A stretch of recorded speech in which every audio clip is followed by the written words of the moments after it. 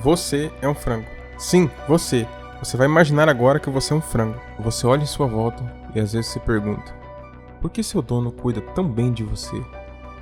A princípio você não tem certeza. E se ele tiver intenções ruins com relação a você? Você nunca viu nada de anormal acontecer, mas já ouviu algumas histórias de outros animais que foram levados para um outro lugar e nunca voltaram de lá. Você permanece em alerta máximo, pois você não sabe ao certo qual será o seu futuro e se alguma coisa ruim acontecerá com você. As horas passam, dias passam, semanas passam. Agora você está convencido de que seu dono o ama mais do que qualquer um daqueles outros frangos e ele nunca faria coisas ruins com você. Cada dia que passa é uma evidência de que você viverá um dia a mais. 45 dias se passaram. 45 dias lindos e perfeitos. Cada refeição que é servida reforça a crença de que a regra geral da vida é ser alimentado diariamente por membros amigáveis da raça humana, que zelam por seu interesse, como diria um político. Até que, no 46º dia, a ilusão de segurança desaparece e você acaba indo parar no prato de alguém. Você nunca deveria ter acreditado que você era especial. Agora imagine a sensação de ter sido traído ao ser levado para o matadouro. Você teve 45 dias de evidência. A confiança em seu proprietário estava em seu nível mais alto, quando acabou sendo abatido. Talvez, se não fosse tão idiota em acreditar que era especial, tivesse preparado uma fuga, ou no mínimo ter sido poupado do sentimento de traição. Mas nada disso aconteceu, e aquele último dia mudou completamente tudo o que você sabia sobre segurança. Essa única evidência superou a anterior de 45 dias sem nenhum problema. Esse problema pode ser generalizado para qualquer situação em que a mesma mão que o alimenta pode vir a ser a que torce seu pescoço. É algo conhecido como cisne negro, um único evento inesperado com consequências desproporcionais que mudam radicalmente toda a nossa perspectiva sobre alguma coisa. Mas de onde vem esse nome cisne negro? Antigamente, as pessoas costumavam pensar que cisnes só podiam ser de uma cor, brancos. Até que foi avistado pela primeira vez um cisne negro, que remodelou completamente a maneira como as pessoas pensavam. A partir disso, vem o uso do nome cisne negro, como uma analogia a algo totalmente fora da curva, que ninguém imaginava até acontecer. Nassim Nicholas Taleb, autor do livro A Lógica do Cisne Negro, O Impacto do Altamente Improvável, dedicou este livro para estudar esses fenômenos e esclarecer como somos vulneráveis a cisnes negros e como estamos nos tornando cada vez mais vulneráveis a cada dia que passa. Mas afinal de contas, por que a nossa sociedade moderna, por mais avançada tecnologicamente que seja, é o lugar perfeito para um evento do tipo cisne negro? A melhor maneira de entendermos isso é com um exemplo. Imagine que vamos lotar o estádio do Maracanã, e todas as pessoas que estão no estádio serão pesadas, 78.838 pessoas. Todas elas, antes de entrar no estádio, serão pesadas em uma balança. No extremo dessa amostra, contém a pessoa mais pesada, com seus 300 quilos. Quantos por cento você acredita que essa única pessoa representa com relação ao peso total das pessoas que entraram no estádio? Talvez 0,08% do total?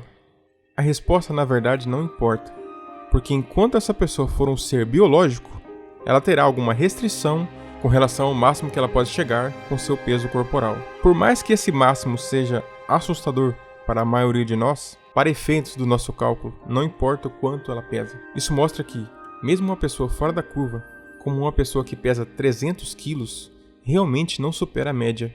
Taleb chama esse fenômeno de mediocristão, para se referir a como alguns sistemas de medições representam muito bem uma média. Mas, utilizar a média em outros campos, que não seja o biológico, pode trazer resultados totalmente equivocados.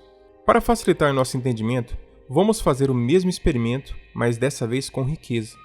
Vamos lotar novamente o Maracanã e incluir apenas um dos cerca de 2.668 bilionários listados na Forbes.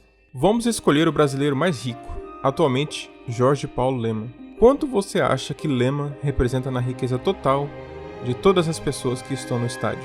A resposta será quase sempre mais de 95% de toda a riqueza de todas as pessoas que compareceram ao estádio estará nas mãos de Lehman.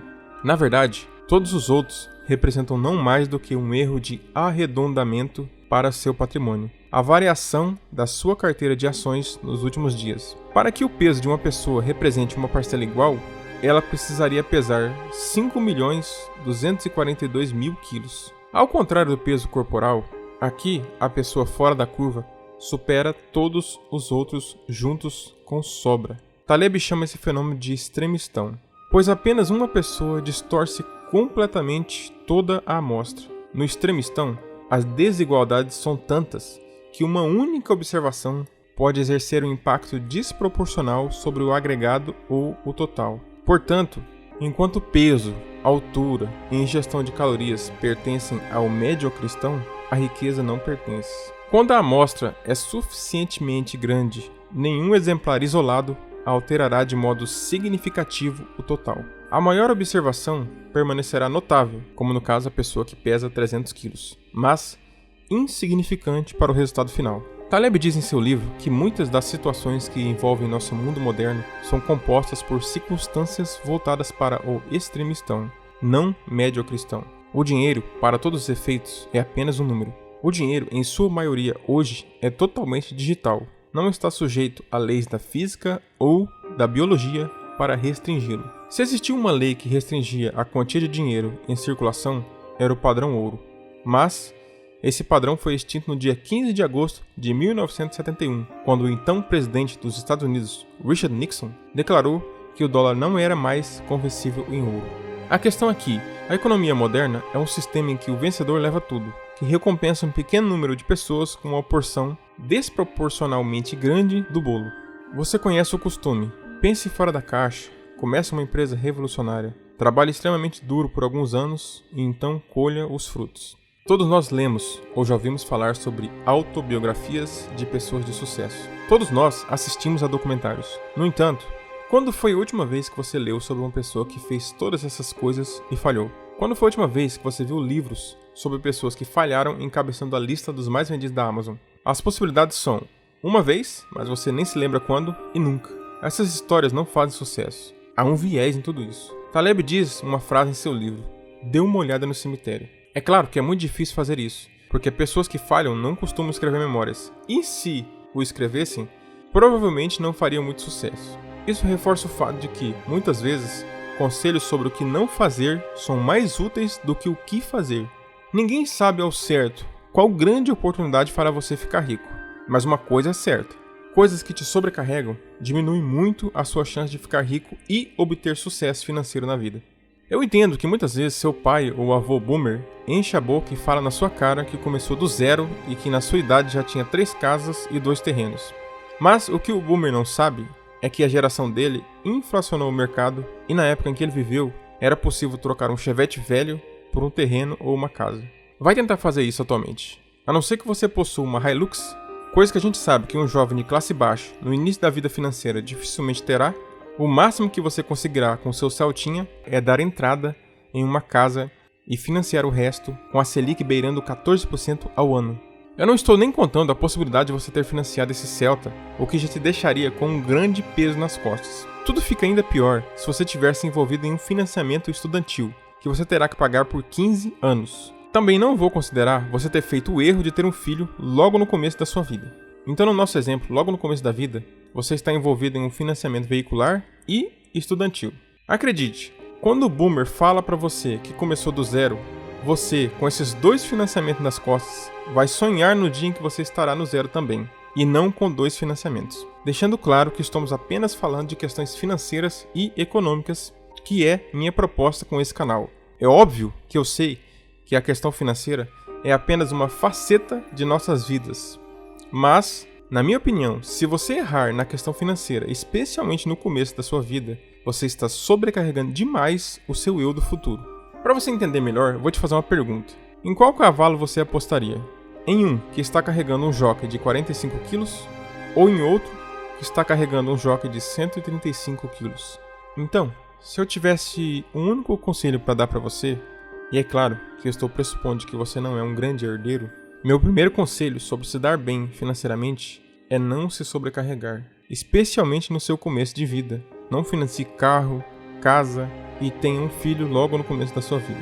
Agora que analisamos o micro, vamos voltar ao macro e ver um caso recente, o caso da empresa Americanas, que certamente é um evento do tipo cisne negro.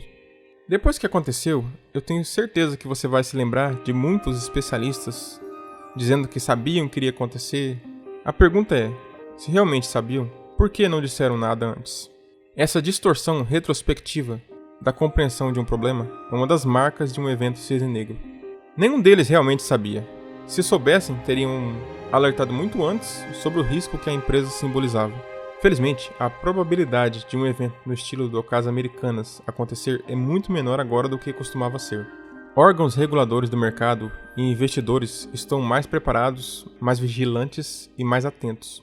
Apesar das medidas que foram tomadas para evitar um evento cisne negro, como o caso que ocorreu com Americanas, isso não faz nada para melhorar nossas chances contra um futuro cisne negro. Se os mercados fossem totalmente compreendidos, você acha que algo como o caso Americanas teria acontecido? Claro que erros contábeis não são um fenômeno novo.